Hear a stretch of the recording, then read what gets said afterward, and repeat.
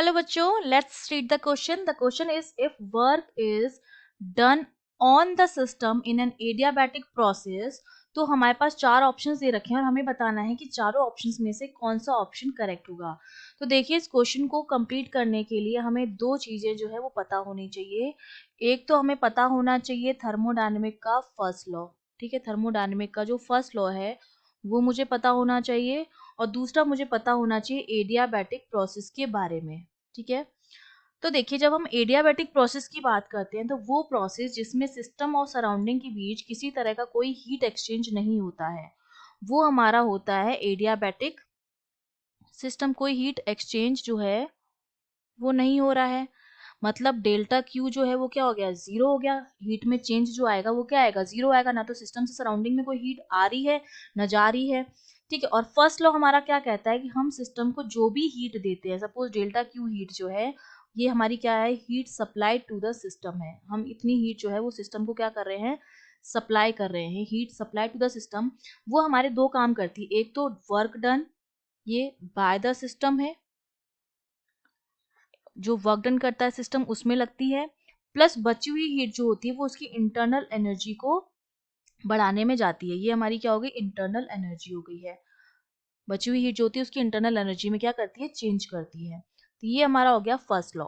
अब देखिए, अगर एडियाबैटिक प्रोसेस के लिए मैं फर्स्ट लॉ अप्लाई करूं तो डेल्टा क्यू जो मेरा है वो delta W plus delta U के बराबर है. डेल्टा क्यू मेरा जीरो हो गया तो यहाँ से डेल्टा डब्ल्यू जो मेरा है वो माइनस ऑफ डेल्टा यू के बराबर आ जाता है. ठीक है, वर्क डन जो आता है एडियाबैटिक प्रोसेस में वो minus of change in internal energy के बराबर आता है, जहां पर ये मेरा जो वर्क डन है वो क्या है, बाय द सिस्टम है.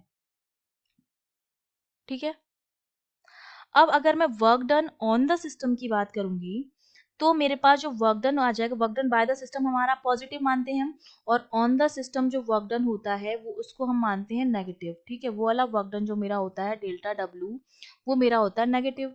तो हमारे क्वेश्चन में जो वर्क डन हो रहा है वो ऑन द सिस्टम हो रहा है. तो अब मेरा जो वर्क डन हो जाएगा वो मेरा कैसा हो जाएगा, minus of delta W is equal to minus of delta U. तो माइनस माइनस तो आपका क्या हो जाएगा, कैंसिल आउट हो जाएगा. तो अब जो वर्क डन हमारा आया है वो डेल्टा यू के बराबर आया है, और वो डेल्टा यू क्या है, हमारा पॉजिटिव है.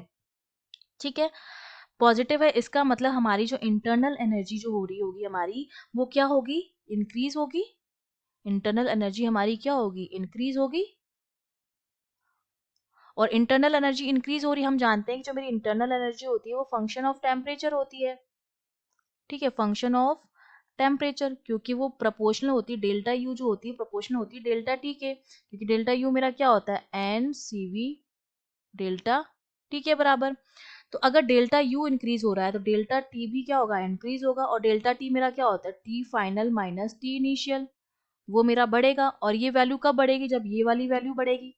T F minus T I जब कब बढ़ेगा मेरा, जब टी आई मेरा कम हो रहा हो और टी एफ मेरा बढ़ रहा हो, मतलब टी फाइनल मेरा टी इनिशियल से क्या आएगा, ज्यादा होगा, तो मेरी ये वैल्यू बढ़ेगी. तो मैं ये कह सकती हूँ कि अगर मेरा डेल्टा यू इंक्रीज हो रहा है तो ये तभी इंक्रीज हो सकता है जब टी फाइनल मेरा टी इनिशियल से क्या हो, बड़ा हो. दैट मीन्स सी ऑप्शन जो हो जाएगा हमारा करेक्ट हो जाएगा. I hope you understood well. All the best.